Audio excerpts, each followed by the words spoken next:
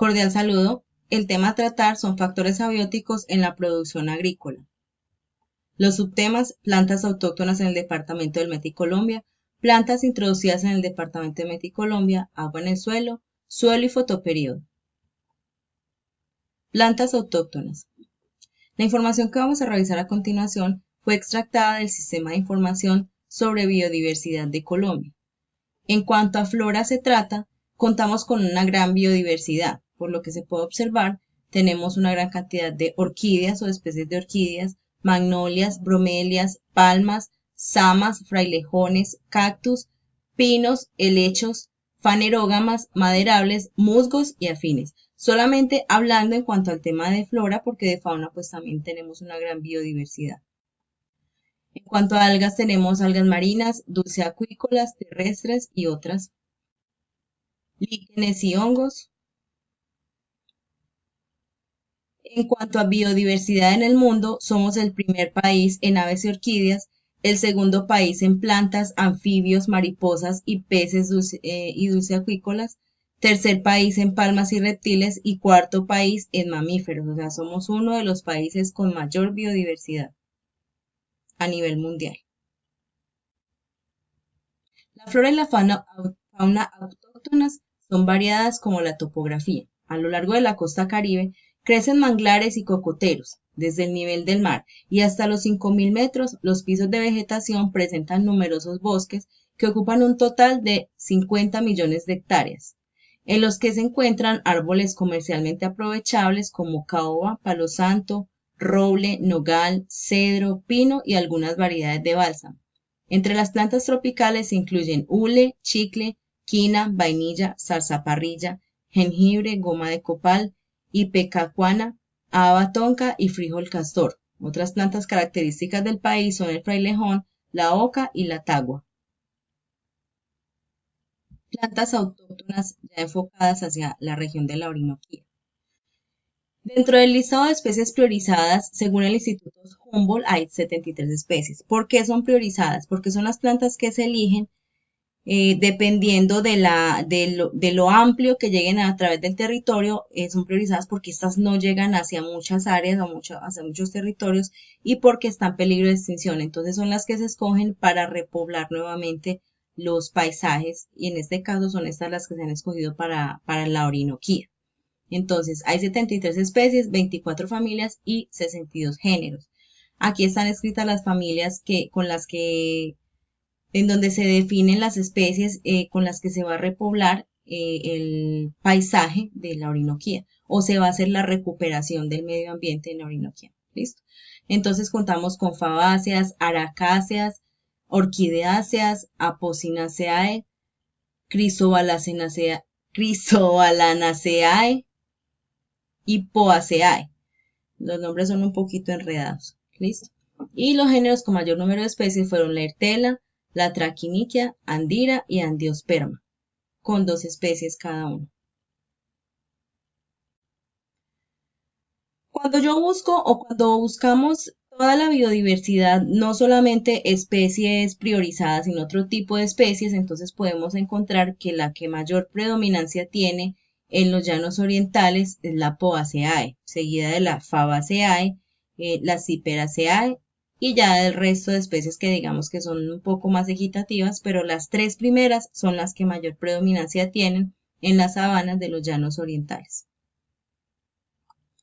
Aquí podemos ver algunas especies priorizadas, que son la Arecaceae, esta es la palma de moriche, la que observamos en la imagen, que sería esta en este caso, perdón, que sería esta, la Orquidaceae, Apocynaceae, que es una planta bastante común, la Crisobalanaceae y la Poaceae, que es el pasto común, pues uno de los pastos comunes, aunque las Poaceae son gramíneas también.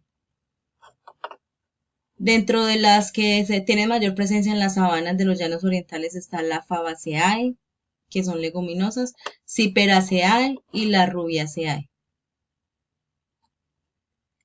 Hablando ya no de nombres de especies, sino de nombres de familia, pues nombres de las plantas como tal, están los bejucos leñosos, ya son de pronto nombres más familiares para nosotros, la epifita, que son estas plantas, como esta que se ve acá, que crecen sobre los árboles, pero no los parasitan, solamente los utilizan como soporte. Y están los morichales, que llevan el nombre de la palma de moriche, la cual es una planta que crece donde sus raíces pueden estar bajo el agua o en un suelo que contenga alta humedad.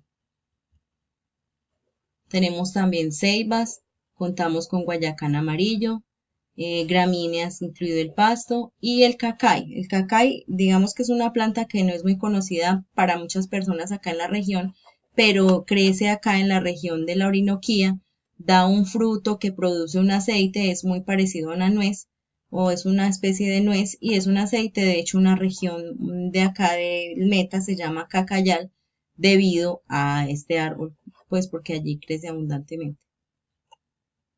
Plantas introducidas. Las 35 plantas exóticas con alto potencial de invasión están identificadas como la palma africana, la acacia, el retamo espinoso y el liso, el eucalipto, el jengibre, el pino caribe, la caña brava, el bambú, la grama, el ojo de poeta, el algodón de seda, la lenteja y la lechuga de agua, el helecho crespo, el de agua y el marranero, la higuerilla, la leucaena, la peste de agua, el buchón, la grama de gallina, la estrella africana, la braquiaria, el pasto elefante, el dulce, el poa, el guinea, el enea y el puntero, la paca blanca, el yaraguá y la salvinia gigante. La que podemos observar acá es el retamo espinoso. Ya ustedes saben que el retamo espinoso fue introducido en el páramo con el fin de hacer una reforestación, y lo que está haciendo esta es reemplazar a las plantas de los páramos. Es una planta bastante difícil de extinguir. Por ahí hay un documental del canal Caracol en donde pues la persona que lo está tratando de eliminar pues lo corta, pero de raíz no, y no corta, ella sigue todavía enterrada en el suelo por varios años y puede volver a salir, y adicionalmente resistente a los incendios. Entonces es una planta que es muy difícil de extinguir. Cuando se hace una introducción de una planta al país debe haber un estudio previo que digamos que garantice que no va a pasar lo que sucedió con esta planta, aunque es muy difícil. El tema de introducción de plantas es un tema bastante delicado y peligroso. Las plantas más apetecidas introducidas por su valor económico son la palma africana, la caña brava, el bambú, el quicuyo, la grama, el pasto estrella, la falsa poa, el pasto yaragua y guinea, el yaraguá, la caminadora, la braquiaria, la acacia, el higuerillo y la acacia glauca. La caminadora es una planta que puede uno encontrar en el arroz, por ejemplo, se convierte en plaga en este caso. Entonces, digamos que es un problema, pues también para los productores de arroz. Las de mayor distribución. Las plantas invasoras con presencia registrada en los 32 departamentos de Colombia son el pasto guinea y la grama gallina. En 30 zonas del país hay registros del pasto puntero y en 29 de la lechuga de agua. Las zonas con más y menos información de plantas introducidas. Cundinamarca es el departamento con más registros, tiene 30 especies introducidas, seguido del Meta y del Valle del Cauca, que tiene 26 respectivamente, y Huila y Tolima, que tiene 25. Las zonas del país con menos presencia de plantas con potencial de invasión son Guainía, 5, San Andrés, Providencia y Santa Catalina, 7, Atlántico y Sucre, 8 y Guaviare, 9. Agua en el suelo. La importancia del agua en el suelo. Entonces, el déficit de agua en el suelo es el factor principal que impide que los cultivos alcancen su potencial de productividad. El agua afecta la forma química en que los nutrientes se encuentran en el suelo, y cuando ocurre un déficit de humedad se disminuye la disponibilidad de aquellos a pesar de que se encuentren en cantidades suficientes. Para que puedan ser absorbidos por la raíz y transportados a través de la planta hacia los lugares donde van a ser metabolizados, los nutrientes deben estar disueltos en el agua presente en los poros que se forman entre las partículas del suelo, es decir, en la solución del suelo en la cual el agua actúa como solvente y los nutrientes actúan como soluto. O sea, para poder absorber los nutrientes, la planta necesita el agua. El agua se mueve de forma espontánea dentro de una zona de potencial hídrico grande a una zona con menor potencial hídrico, independientemente de la causa que provoque esta diferencia. En este momento ya estamos hablando del concepto de potencial de agua en el suelo. Entonces, el agua pura tiene una energía libre muy alta, debido a que sus moléculas están libres. Este es el estado de referencia del potencial hídrico a una masa de agua pura, libre, sin interacciones con otros cuerpos, y a presión normal le corresponde un potencial hídrico igual a cero, porque ya aquí no hay nada que intervenga en el potencial de estado. Este potencial hídrico se representa con una letra griega, que es una I, y representa el grado de retención de agua en cualquier tipo de terreno. Ejemplos sencillos para poder explicar el potencial hídrico. Entonces, un ejemplo sencillo es un agua que baja por una pendiente en respuesta a la gravedad. El agua arriba de la pendiente, o sea acá, tiene más energía de potencial que la que está abajo acá de la pendiente. ¿Listo? Entonces esta es de mayor potencial hídrico y esta es de menor potencial hídrico. La presión es otra forma de potencial hídrico. Si llenamos un gotero o un cuentagotas con agua y apretamos el gotero, el agua va a salir. La parte superior igual tiene mayor potencial hídrico y la parte baja pues tiene menor potencial hídrico. En las disoluciones el potencial hídrico está afectado por la concentración de las partículas de disolución, o sea, los solutos. Si aumenta la concentración del soluto, el potencial hídrico disminuye. Inversamente, cuando la disolución disminuye de concentración, el potencial hídrico aumenta. Eso hay que tener en cuenta cuando los suelos son salinos. Si hay mucha salinidad en un suelo, es difícil que el agua pueda penetrarlo o que haya un alto potencial hídrico. Entonces, por eso antes de utilizar un suelo es importante hacer un estudio que avale la calidad del suelo y con eso ya pueden hacerse los tratamientos correspondientes. Entonces, cuando dos masas de agua tienen diferente potencial hídrico, habrá una mayor tendencia a desplazarse del agua espontáneamente desde la que tiene mayor potencial hacia la que tiene menor potencial. Si en el camino no hay barreras, este desplazamiento se realizará sin aporte externo de energía. Entonces aquí viene lo de la salinidad, que es un factor que merece mayor atención debido a que la salinidad genera pérdidas importantes en la productividad. En resumen, el potencial hídrico hace referencia a la energía potencial del agua, o sea, la energía libre que poseen las moléculas de agua para realizar un trabajo. Cuantifica la tendencia del agua de fluir desde un área hacia otra debido a ósmosis, gravedad, presión mecánica o efectos mátricos como la tensión superficial.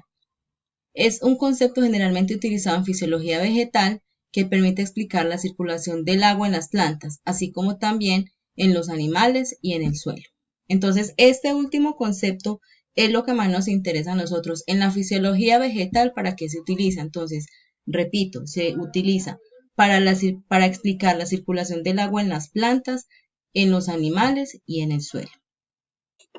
Como métodos de medición de agua en los suelos tenemos métodos directos y métodos indirectos. Métodos directos es el método gravimétrico y el método volumétrico, y entre los métodos indirectos encontramos tres equipos como son intensiómetros, sondas de capacitancia y aspersor de neutrones, que son estos que se ven acá respectivamente, y que tienen en común que, si ustedes observan, es una perforación en el suelo. O sea, cada uno tiene un sistema diferente, pero en cada uno se puede apreciar que hay una perforación.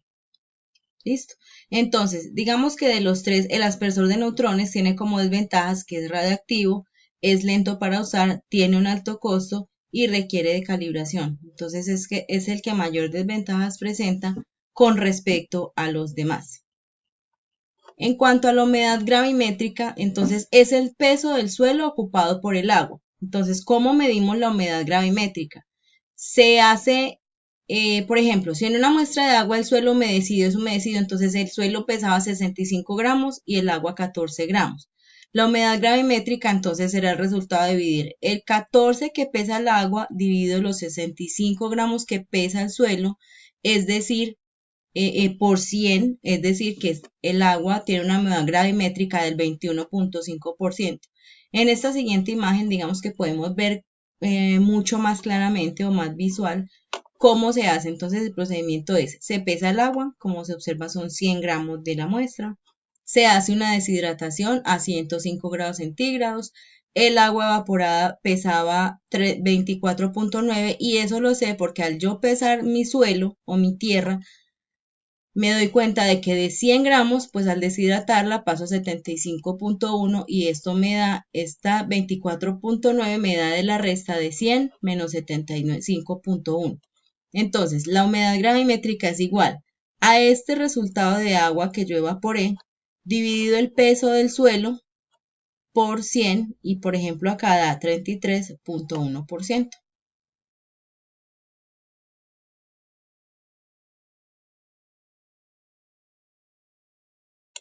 La humedad volumétrica, por su parte, es el porcentaje de volumen de suelo ocupado por el agua. Por ejemplo, si en una muestra de suelo humedecido 12.3 centímetros cúbicos son de agua y 48 centímetros cúbicos son de suelo, la humedad volumétrica será el resultado de dividir estos 12 centímetros cúbicos que pesaba el agua dividido los 48 que me pesó el suelo y multiplicado por 100, es decir, el 25.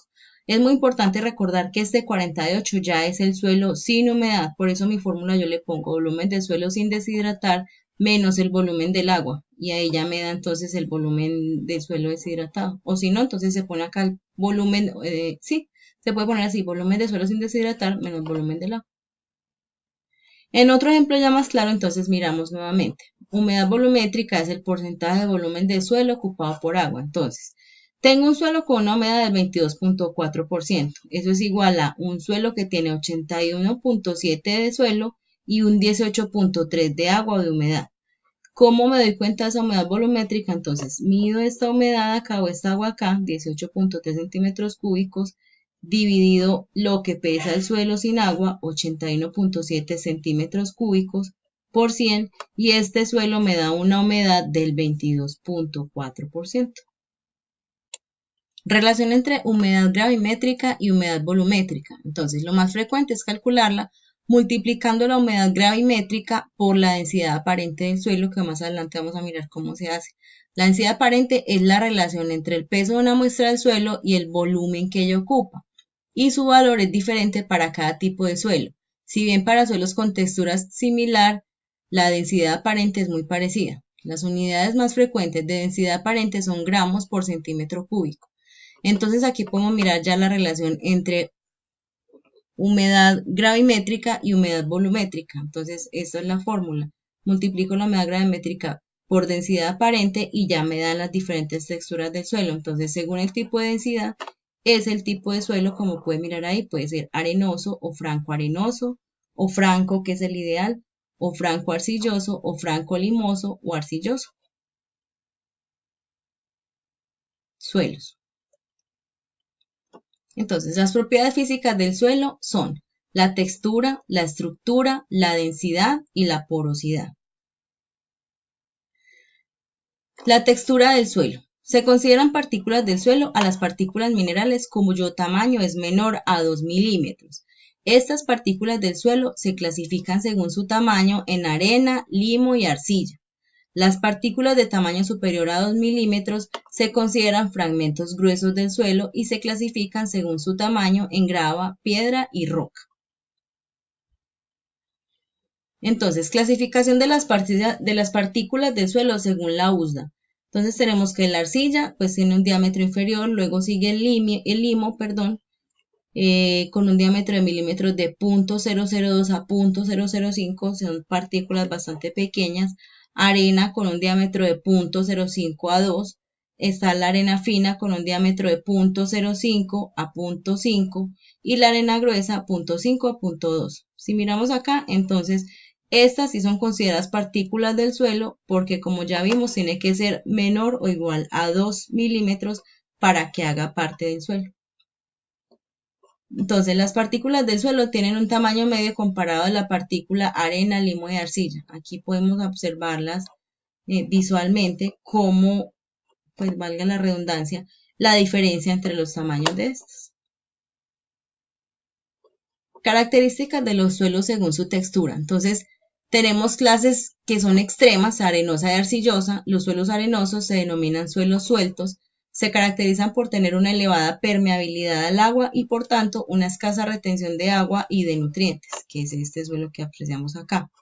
Los suelos arcillosos se denominan suelos pesados o fuertes, presentan baja permeabilidad al agua y elevada retención de agua y de nutrientes. Estos acá. Entonces también el crecimiento no es fácil, ninguno de los dos, o dependiendo del tipo de planta que sembremos, pero para el tipo de agricultura que nosotros queremos desarrollar, no es el tipo de suelo que deseamos. ¿Cuál es la clase de textura ideal? Los suelos francos. Entre la textura arenosa y la arcillosa se encuentran las otras 10 clases con características intermedias entre ambas. La textura franca se considera la textura ideal, porque tiene una mezcla equilibrada de arena, limo y arcilla. Esto supone un equilibrio entre la permeabilidad del agua y la retención de agua y de nutrientes. Muy importante que el suelo no sea muy pegado, porque entonces las raíces no van a crecer. Y si no es un suelo muy fino, entonces las raíces no se van a afincar. Entonces por eso necesitamos una textura intermedia que nos permita el crecimiento de los cultivos. Entonces aquí están las propiedades del suelo según su textura. Se evalúa permeabilidad, capacidad de retención de agua, aireación, nutrientes y el tamaño de las partículas. Si ven en el suelo arenoso, lo que decimos ahorita, la capacidad de retención de agua es muy baja y en el suelo arcilloso, por ejemplo, la aireación es muy mala. Entonces, digamos que o definamos cada uno para que quede bien claro. Entonces, el suelo arenoso tiene alta permeabilidad, poca capacidad de retención de agua, tiene una buena aireación, tiene pocos nutrientes y tiene tamaño de las partículas medias. Un suelo arcilloso, por su parte, tiene permeabilidad nula porque ya tiene una alta cantidad de humedad, tiene capacidad de retención de agua, mucha capacidad, mala aireación, nutrientes tiene bastantes y tamaño de partículas son muy finas, porque el suelo pues es bastante arcilloso, ya vemos que el arcilloso es una partícula muy pequeña. Y el suelo franco, entonces es de permeabilidad media, capacidad de retención de agua media, tiene una buena aireación, nutrientes entre medio y alto y unas partículas que son finas. Es obviamente, si ustedes comparan, el intermedio entre estas dos. La estructura del suelo es la forma de agregación natural de las partículas del suelo para formar unidades de mayor tamaño con carácter más persistente.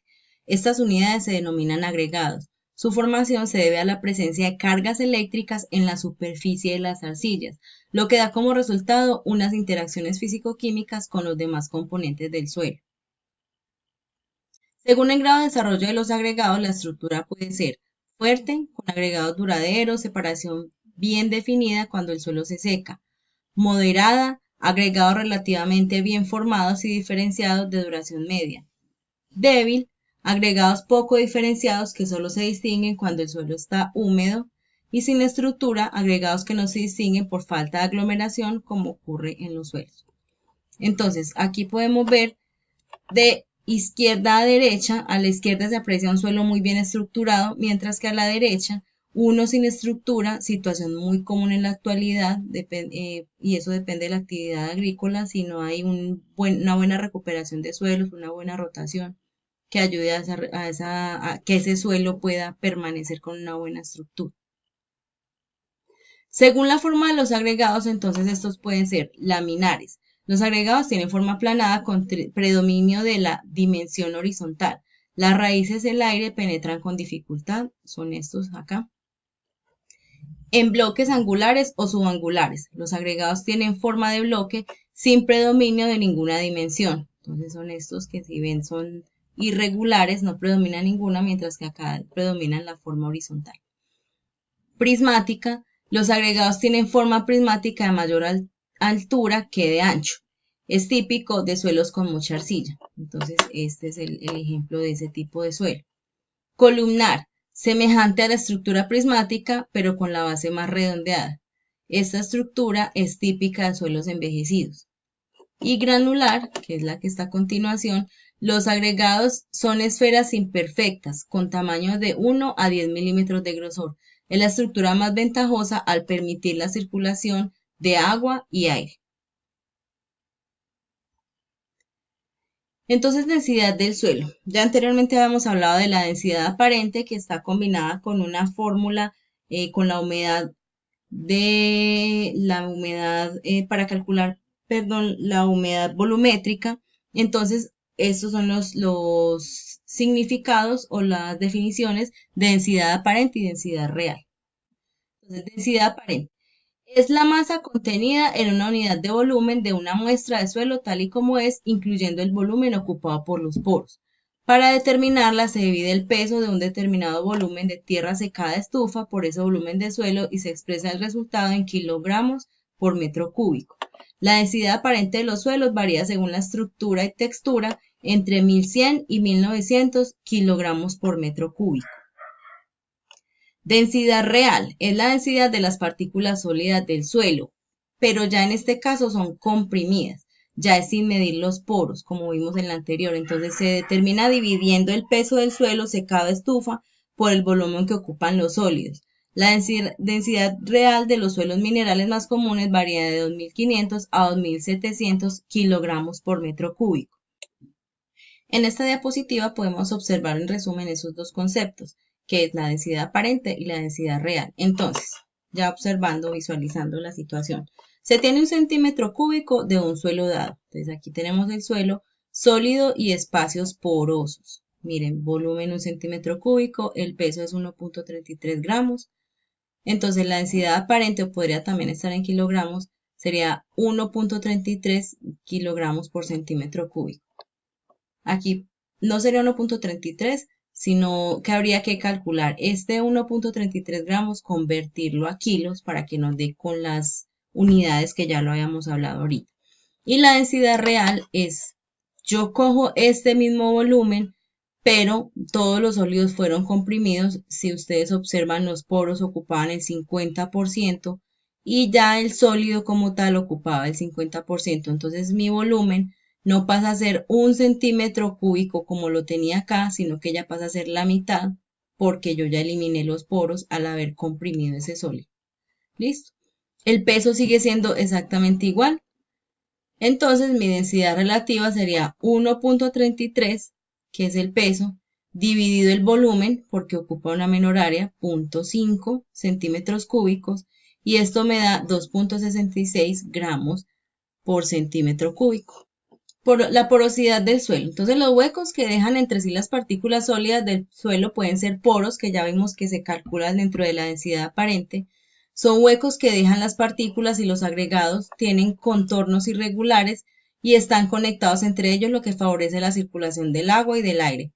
O están los canales, que son huecos comunicantes que se forman por la actividad de la fauna del suelo. O fisuras o grietas, que son huecos intercomunicados que se forman como consecuencia de la retracción del suelo. Estas fisuras o estas grietas se pueden formar por falta de humedad también en el suelo. Definición de la porosidad. Entonces es la relación entre el volumen de los huecos de cualquier tipo y el volumen total del suelo. Se expresa en porcentaje y está condicionada por la estructura y la textura del suelo. Los suelos de textura fina tienen mayor porosidad que los de textura gruesa. Los suelos arcillosos tienen gran número de poros pequeños, microporos, mientras que los arenosos tienen un número escaso de poros grandes, que esos son los macroporos, que están comunicados entre sí. Entonces hay una fórmula para porosidad. La porosidad se puede expresar como porcentaje de volumen total del suelo mediante la fórmula que puede ser expresada de la siguiente manera. Porosidad es igual a la densidad real del suelo menos la densidad aparente dividido la densidad real por 100. Esa es la relación o la fórmula para porosidad. En líneas generales, la porosidad varía dentro de los siguientes límites. Suelos ligeros de 30 a 45, suelos medios entre 45 a 55, suelos pesados entre 50 y 65 y suelos turbosos entre 75 a 90, que ya son suelos muy poco porosos. Ahora vamos a hablar del nivel freático. Entonces, en el transcurso del movimiento descendente del agua que se infiltra en los terrenos, se puede distinguir verticalmente tres zonas. Una zona de aireación, una zona de saturación y que están separadas por un nivel freático, que es este. Nivel freático en los cultivos. Entonces, las inversiones obligadas para el control de agua en los cultivos, ya sea para evacuación en épocas de invierno o para controlar la humedad en los suelos durante el año, generalmente está precedida por drenajes superficiales o canales abiertos. Sin embargo, luego de controlar el problema superficial, se siguen presentando inconvenientes por niveles freáticos altos. Los niveles freáticos son aguas que se encuentran por debajo del subsuelo.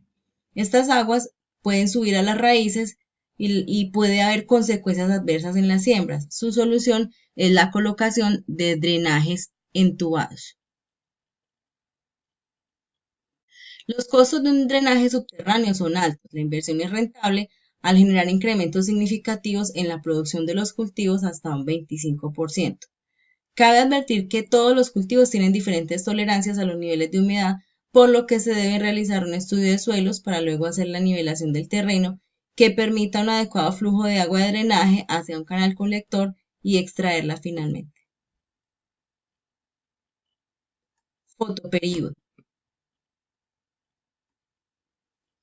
Los efectos del fotoperíodo en las plantas son habitualmente intensos. Las respuestas a la duración diaria de luz de diversos fenómenos de crecimiento y del desarrollo, germinación, estolonización, bulbación, elongación de tallos, floración, etc., están ya claramente establecidas.